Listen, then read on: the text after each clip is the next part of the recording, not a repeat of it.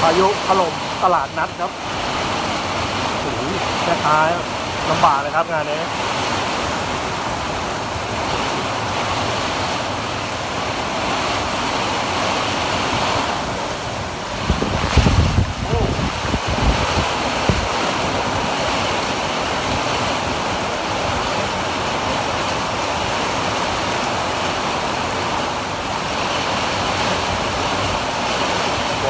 หมด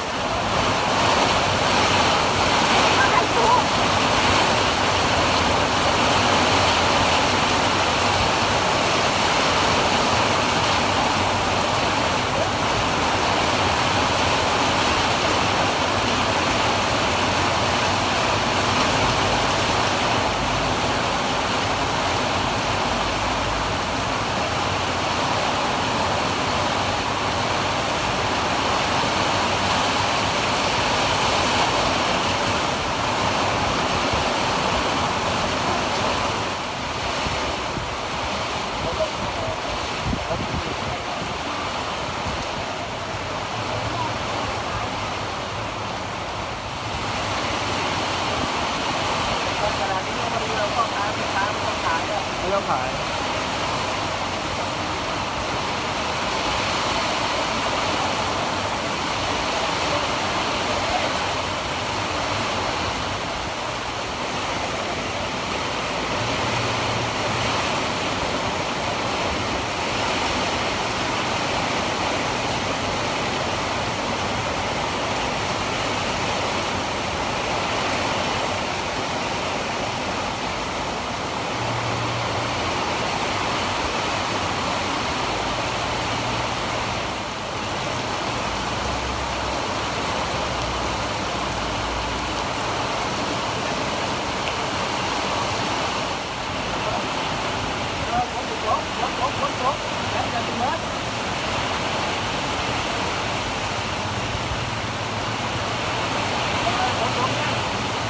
พวกเขาว่าร่วมมันทำเรียน